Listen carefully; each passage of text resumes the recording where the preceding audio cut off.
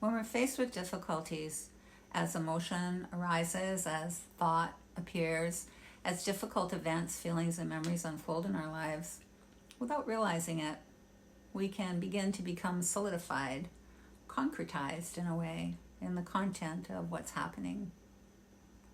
Fear, shame, despair, it can all begin to define the entire playing field of our lives.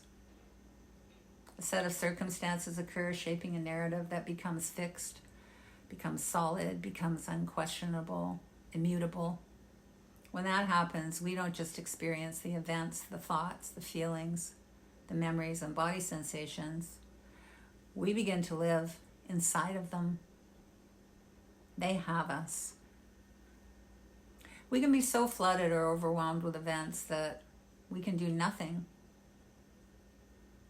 This is a very common freeze response in the face of difficult happenings in our lives. All the while, it can feel very active, strangely enough. We get caught in the thinking, the figuring, the ruminating, the repetition loops. We become what is happening in our thoughts and in our feelings with what is so very difficult. And in a way, that makes sense. And in a way, it doesn't need to fully hold as a complete truth. As we maintain this belief that our minds, thoughts, and feelings are everything, it can make sense that it can all feel like there's no way to feel better, especially given the way our brains are wired to take care of us, to think our way through things. It's outdated, unfortunately, when it's applied to the complexity of modern psychological life. Archival, in fact, it's a primal survival mechanism. And this points to a discrepancy in how we see ourselves. If we're only operating from one paradigm, the mind, with its thoughts and emotions, which, again, is purely content, we can begin to get into really quite a great deal of trouble, especially when we're dealing with difficult things. Because we know quick fixes and even modalities that have worked for a time often only continue to work for a time. And once we've wiggled our way out of the soup, we find ourselves noticing that if you're even able to do that, you might need something entirely different, something outside of the mind and all of its maneuverings of memory and fear that threaten to define the entire tenure of your one very precious human life. A set of circumstances shaping a narrative that feels fixed, solid, unquestionable, no way out. And it's not because you haven't tried. Who hasn't been there? And once that happens, we don't just experience the events, we live inside them. Conversely, what if the content is not actually the sum total of who we are? Where does that knowing live? What I'm referring to is context. So, what if nothing actually needs to be taken away?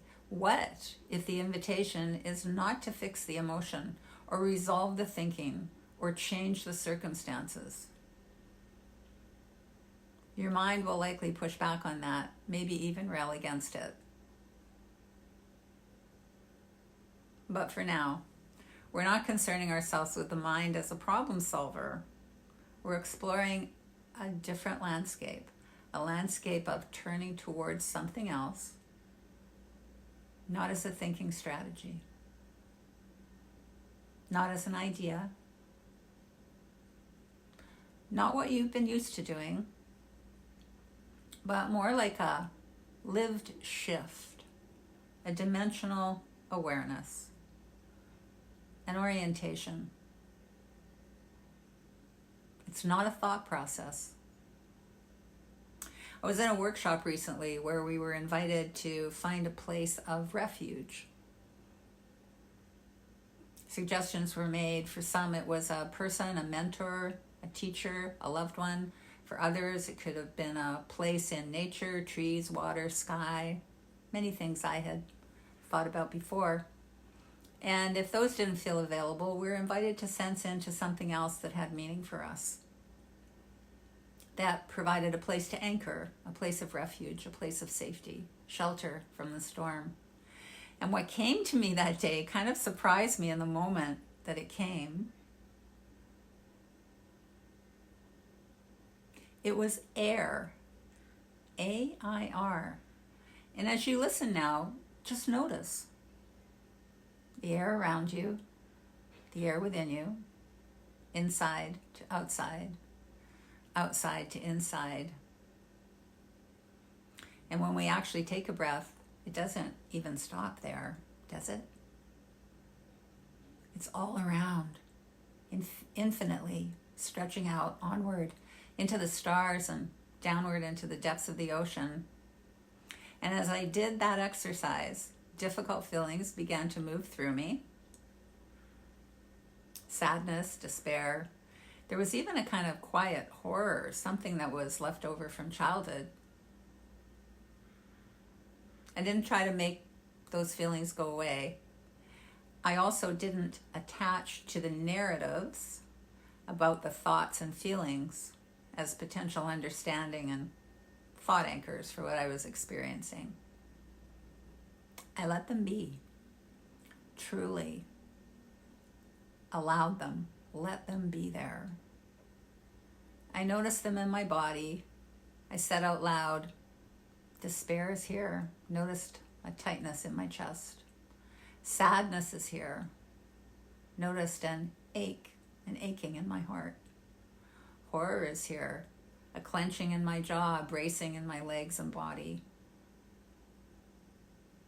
No narrative about danger, just what the body was feeling. And I also allowed myself to rest. Rest into the air, to sense it, to feel it, to be held by it, both inside and outside of me, to allow those feelings and those body sensations to be held by it, air. I wasn't just a person having an experience.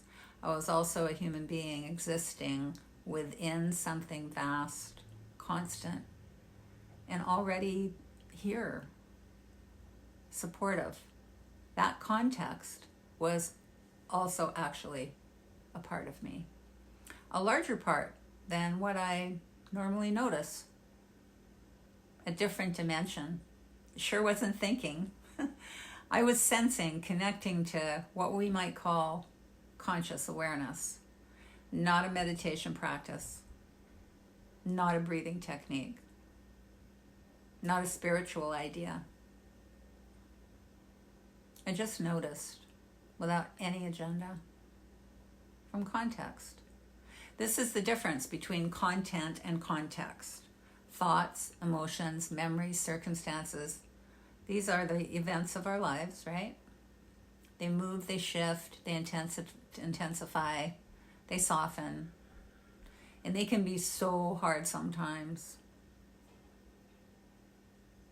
But the space that can hold them, that's something entirely different.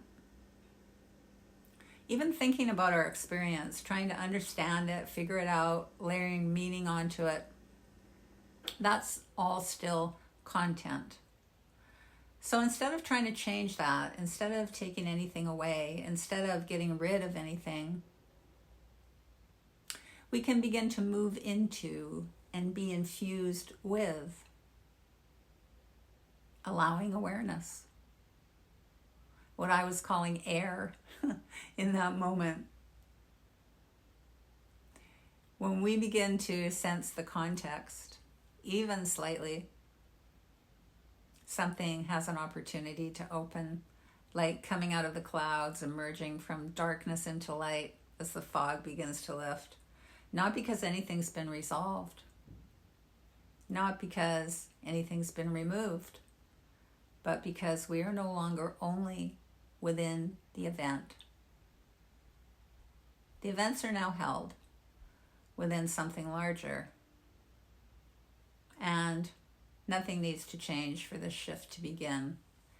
Even now, whatever's here for you, a thought, a feeling, a situation, a memory, a sensation in your body, you might notice, what's holding this? Not really as a question looking for an answer, but as a curiosity about what else might be available. The space, the air that's around you, the breath moving through you, the stable, stalwart, silent presence that's been here all along this entire time. We don't become free by removing the events of our lives. We become free as we begin to come home to our birthright of what holds everything. Conscious awareness as a lived context. Conscious awareness has the capacity to hold the changing weather of our lives, whatever it is. Thank you for being here with me for day 4 of our ongoing exploration of the difference between content and context. Your attention means a great deal. I'll see you soon in day 5.